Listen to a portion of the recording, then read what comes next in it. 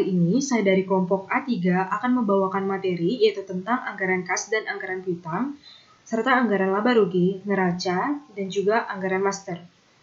Adapun buku rujukan yang saya pakai adalah yang pertama buku Navarin tahun 2007, Penganggaran Perusahaan, edisi ketiga Jakarta, Salemba 4. Yang kedua Rudianto tahun 2009, Penganggaran, Konsep dan Teknik Penyusunan Anggaran, Jakarta, Erlangga. Dan yang ketiga, Darsono Purwanti tahun 2008, Penganggaran Perusahaan edisi pertama, Jakarta, Mitra Wacana Media. Baiklah, materi yang pertama adalah anggaran kas.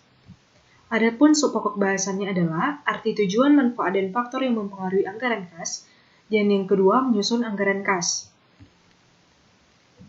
Baiklah, arti anggaran kas. Yang pertama, menurut M. Navarin, anggaran kas adalah anggaran yang menunjukkan perubahan kas dan memberikan alasan mengenai perubahan kas tersebut dengan menunjukkan arus kas masuk sebagai sumber kas dan arus kas keluar sebagai arus kas keluar yang digunakan sehingga tampak kelebihan dan kekurangan kas dan saldo kas selama periode tertentu. Dan menurut Rudianto, anggaran kas adalah prediksi aliran keluar masuknya uang yang direncanakan perusahaan di dalam suatu periode tertentu serta penjelasan tentang sumber-sumber penerimaan dan pengeluaran kas tersebut. Dan menurut Darsono, anggaran kas adalah estimasi posisi kas periode tertentu di masa mendatang tentang penerimaan kas dan pengeluaran kas. Penerimaan kas itu umumnya dari modal pemilik, hutang, penjualan tunai, penerimaan piutang, penjualan aktiva tetap, dan lain-lain. Sedangkan pengeluaran kas itu umumnya untuk pembelian aktiva tetap, pembelian bahan baku, pembayaran upah, tenaga kerja langsung, dan lain-lain. Adapun tujuan anggaran kas menurut M. Navarin, yang pertama menentukan saldo atau posisi kas akhir setiap periode sebagai hasil operasi yang dijalankan. Yang kedua, mengetahui kelebihan atau surplus atas kekurangan atau defisit pada waktunya. Yang ketiga, menyelaraskan kas dengan aset lancar, aset tak lancar, utang, modal, dan pendapatan. Yang keempat, mengetahui sumber kas masuk dari satu periode dan digunakan untuk apa sumber kas tersebut. Hal ini akan tampak pada arus kas keluar. Kemudian yang kelima, mengetahui kapan utang dibayar kembali. Dan yang keenam, menunjukkan laba bersih terhadap perubahan kas perusahaan. Sedangkan menurut Rudianto, tujuannya adalah untuk memberikan informasi yang relevan tentang taksiran penerimaan dan pengeluaran kas perusahaan pada satu periode tertentu di masa mendatang. Dan yang ketiga, menurut Darsono, untuk menjaga posisi likuiditas dan untuk mengetahui defisit atau surplus kas. Adapun faktor-faktor yang mempengaruhi anggaran kas, menurut M. Navarin adalah yang pertama kegiatan operasi, yang kedua kegiatan investasi, dan yang ketiga pendanaan. Juga menurut Rudianto, faktor yang mempengaruhinya adalah yang pertama aktivitas operasi, yang kedua aktivitas investasi, dan yang ketiga adalah pembiayaan. Sedangkan pada buku Darsono tidak ada dipaparkan faktor yang mempengaruhi anggaran kas. Berikut ini adalah format anggaran kas. Tidak ada format baku untuk anggaran kas. Dan berikut ini adalah penyusunan anggaran kas. Berikut ini adalah contohnya. Bulan Oktober 2020, manajemen PT Nusa menyusun anggaran kas perusahaan untuk tahun 2021. Data yang dimiliki manajemen perusahaan berkaitan dengan penyusunan anggaran sebagai berikut. Berikut ini adalah transaksi-transaksinya. Berikut ini adalah sambungan dari transaksi-transaksi tersebut. Dan berikut ini adalah format dari anggaran kas. Di soal dikatakan, pada saldo akhir kas tahun 2008 adalah 840 juta. Maka saldo akhir itu akan menjadi saldo awal di tahun 2021. Kita bahas aktivitas operasi di bulan Januari terlebih dahulu. Ada penjualan tunai 400 juta setiap bulannya. Di bulan Januari belum ada penerimaan piutang karena berdasarkan informasi di si pelanggan baru bayar di bulan berikutnya. Maka jikalau dia membeli secara kredit di bulan Januari, maka dia akan membayar pada bulan Februari. Kemudian adanya pembelian tunai, dalam hal ini bahan baku berdasarkan informasi soal. Kemudian pembelian dilakukan setiap bulan pembelian. 60% dibayar di bulan pembelian, sisanya di bulan berikutnya secara kredit. Maka di bulan Januari pembeliannya 60% dikali 400 juta, yaitu 240 juta. Berikutnya pembayaran utang usaha. Berdasarkan informasi soal, utang usaha akan dibayar pada bulan Januari sebesar 225 juta. Berikutnya, biaya tenaga kerja yang dibayar setiap bulannya sama pada bulan Januari, Februari, hingga Juni. Kemudian biaya overhead yang dibayar setiap bulannya, juga biaya pemasaran, dan juga biaya administrasi dan umum. Untuk biaya overhead, di soal dianggarkan 50 juta termasuk di dalamnya biaya penyusutan aset tetap. Karena biaya penyusutan tidak mengeluarkan kas, maka biaya overhead yang masuk anggaran kas adalah 50 juta dikurang 15 juta. Kemudian, biaya administrasi dan umum, cara mencarinya sama dengan biaya overhead. Kemudian untuk bulan Februari, saldo akhir bulan Januari akan menjadi saldo awal di bulan Februari. Di bulan Februari ada informasi yang angkanya sama dengan bulan Januari seperti penjualan tunai, pembelian tunai, biaya tenaga kerja, biaya overhead, biaya pemasaran, dan biaya administrasi. Yang perlu kita hitung di sini adalah biaya penerimaan piutang yang bersumber dari 250 juta dikali penjualan kredit setiap bulannya dan saldo piutang sebelumnya yang dapat ditagih bulan Februari adalah 600% dikali 200 juta. Maka totalnya adalah 370 juta. Berikutnya, utang usaha sebesar 175. Utang sebelumnya akan dibayar bulan Februari dan utang tersebut sebesar 335 juta. Baiklah, untuk bulan-bulan selanjutnya, untuk bulan Maret, April, Mei, itu akan sama seperti bulan Januari, Februari, dan Maret karena ada biaya-biaya yang sama seperti pembayaran, seperti biaya tenaga kerja, biaya overhead, dan biaya pemasaran. Hanya saja untuk transaksi-transaksi tertentu akan dilakukan penyesuaian. Berikutnya adalah anggaran piutang. Pokok bahasannya, yang pertama tujuan anggaran piutang, yang kedua faktor yang mempengaruhi anggaran piutang, yang ketiga menyusun anggaran piutang. Adapun arti anggaran piutang menurut M. Nafarin, piutang adalah hak menagih sejumlah harta dari kreditor kepada debitur yang bersedia melunasi pada waktu mendatang. Piutang usaha adalah piutang yang timbul karena menjual barang atau jasa secara kredit. Manfaat piutang usaha yang utama adalah untuk meningkatkan volume barang yang dijual agar mampu bersaing. Sedangkan menurut buku Rudianto, tidak dijelaskan apa itu piutang. Kemudian menurut Darsono, dijelaskan bahwa piutang sebagai unsur modal kerja dalam kondisi berputar, yaitu dari kas, proses komoditi, penjualan piutang, kembali ke kas. Makin cepat perputaran piutang, makin baik kondisi keuangan perusahaan. Perputaran piutang atau receivable turnover dapat disajikan dengan perhitungan penjualan bersih secara kredit dibagi dengan rata-rata piutang.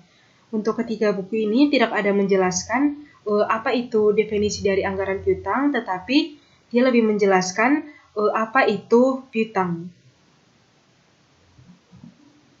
Untuk tujuan anggaran piutang ini, untuk dalam ketiga buku ini tidak ada dijelaskan.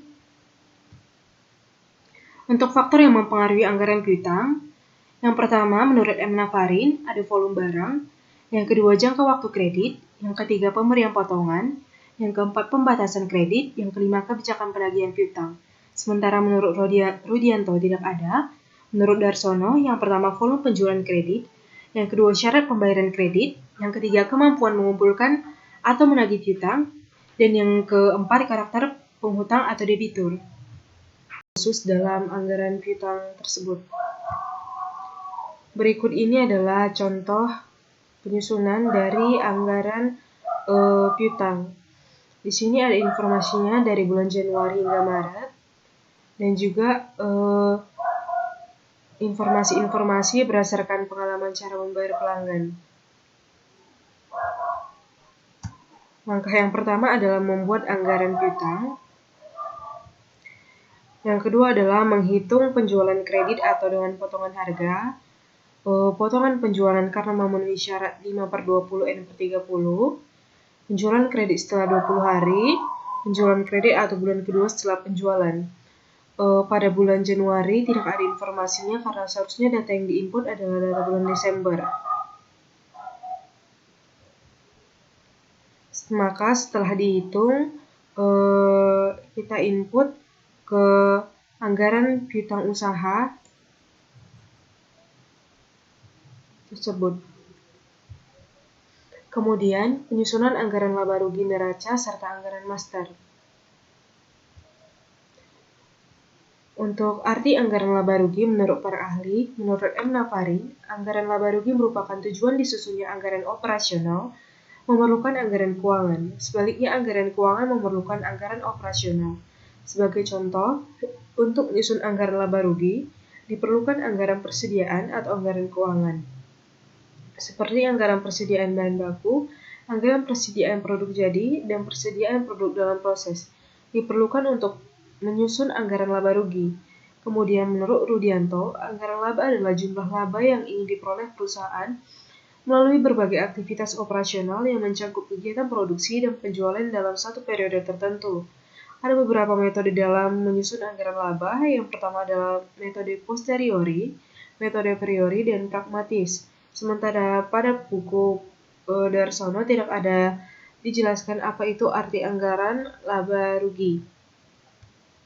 Berikut ini adalah format anggaran laba rugi. Berikut ini adalah contohnya.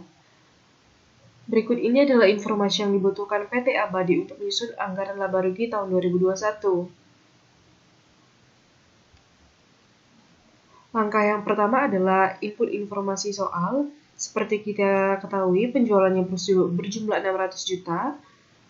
Saldo awal persediaan barang jadi 84 juta, biaya produksi 391 juta 800, biaya penjualan 40 juta, biaya administrasi 25 juta, biaya bunga 26 juta. Informasi tambahannya, biaya rata-rata persediaan untuk dijual sama dengan 475.800.000 dibagi 7.800 menjadi 61.000, kemudian dikalikan dengan 1.800, maka diperoleh 109.800.000. Setelah dihitung tadi, maka input informasi soal pada anggaran laba rugi tersebut. Kemudian, anggaran neraca. Arti anggaran neraca.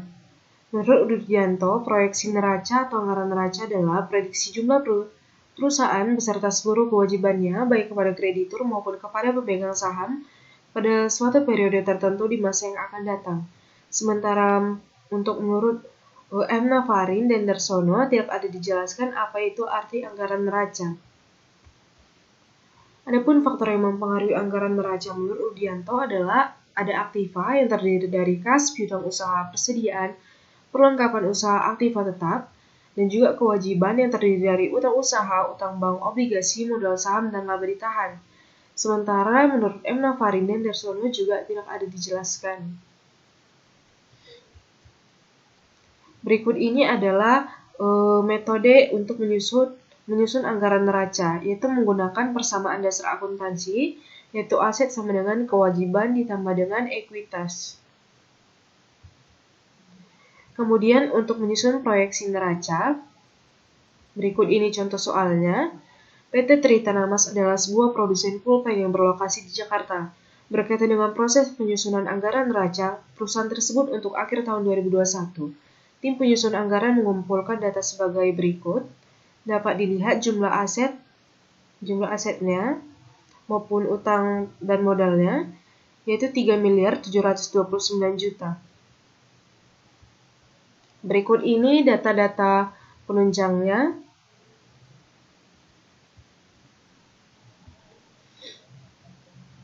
Dan ini adalah format dari anggaran neraca.